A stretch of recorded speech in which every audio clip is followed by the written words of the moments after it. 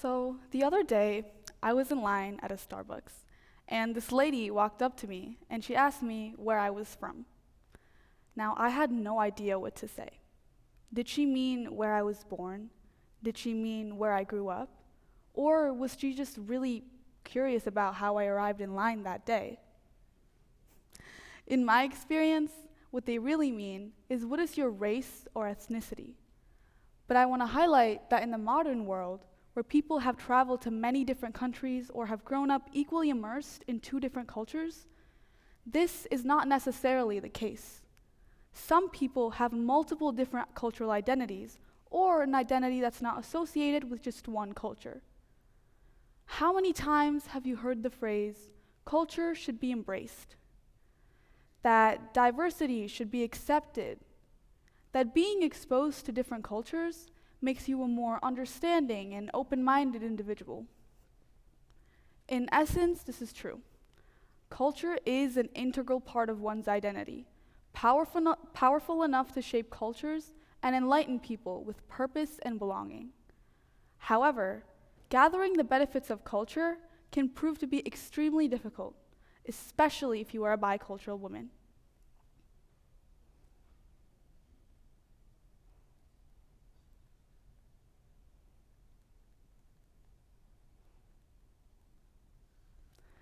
The term biculturalism means belonging to two different cultures.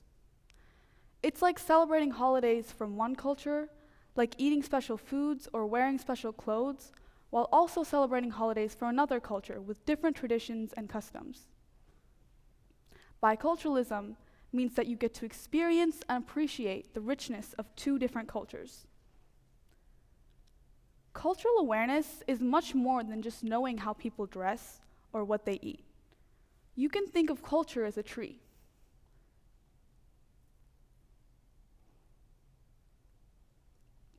With the leaves and branches being things that you can see, like language, stories, attire, beliefs, and food.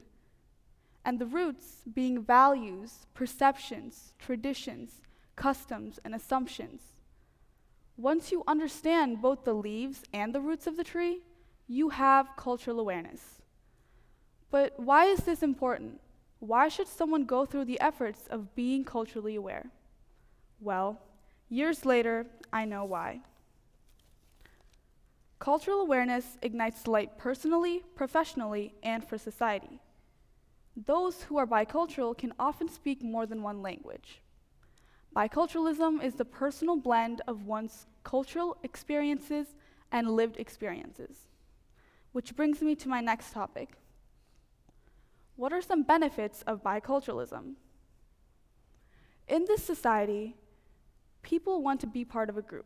They want to be the same, think the same, like cheering for your sports team or singing the anthem of your one country. And I think that it's a gift to be different. If you're bicultural or multicultural, that makes you different. Especially when there's a problem to be solved, we need people who think differently. We need people who can think outside of the box. And that means that people who have grown up in different mixed beliefs can be a great resource for that.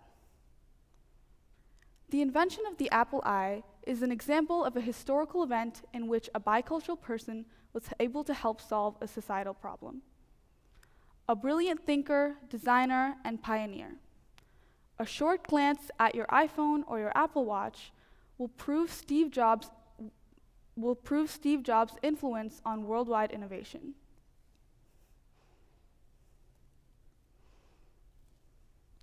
A little known fact about Steve Jobs was that he was also the son of a Syrian immigrant, Abdul Fattah John Jindali, who migrated to the US in the 1950s to further his education. And past research has already shown the correlation between multilingualism and high cognitive power in social and emotional skills. But it turns out that other benefits also come from having two perspectives that are developed when being deeply grounded within two cultures.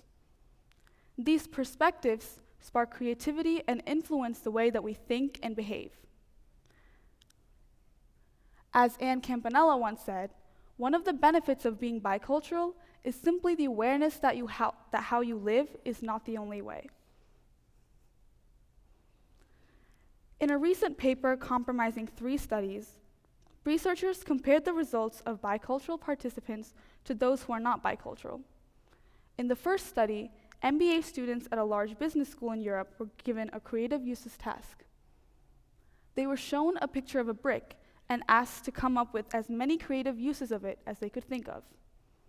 The study showed that biculturals exhibited more fluency, more flexibility, and more novelty, meaning that they generated a larger number of ideas that were more unique and more creative. A study published a couple years ago surveyed Mexican American teens in the US. It showed that the teenagers had more positive views of themselves and reported higher self-esteem. One of the many advantages of being bicultural is the exposure to diverse beliefs. But research has also shown that having deep exposure to a new culture doesn't necessarily buy you these advantages. Researchers from the University of Michigan have studied biculturals for years. They noticed that some biculturals seem to be less at ease with belonging to 2 different cultures, almost as if they are torn between 2 opposing ways of thinking and being. Confused biculturals often feel like they have to choose one culture or the other. This can be explained by looking at the tree metaphor that I explained earlier. The closest thing that I can describe of being bicultural is being stuck between 2 trees, and sometimes it can get lonely, scary, or even frustrating to be in the middle of 2 completely different cultures. Confused biculturals struggle with questions like, who am I, or where do I belong? They feel pressure to belong to both cultural standards and expectations, which can lead to confusion, conflict, and a sensation of being caught up between 2 worlds. However, biculturals are able to view a situation from 2 different lenses, giving them a more universal view on how to approach it. Being culturally aware as a society can prevent cultural appropriation. Let's go back to the culture tree that I was talking about.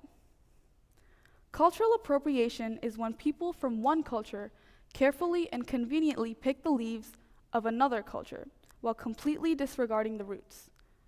An example of this happened in the 2019 production of The Lion King. It turns out that Disney had trademarked one of the most popular phrases in the movie, Hakuna Matata, meaning no worries. However, this outraged many Swahili speakers. How can a business trademark a part of a culture, a part of a language, just to make more profit? Such an outrage can be avoided through cultural awareness and cultural sensitivity. But how can we develop cultural awareness as a society?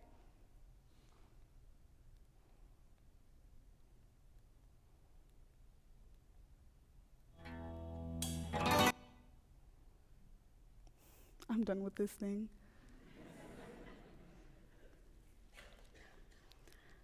So the biggest thing that we can do is to be observant of the different cultures around us, especially the ones that we see on everyday life. Everybody can start learning a new language that they are interested in. You can join a group with people who do not look like you, attend a different religious institution, eat at a new cuisine, and most importantly, ask questions. On a global level, cultural awareness allows people to be more appreciative of each other's differences. We should all strive to develop cultural awareness.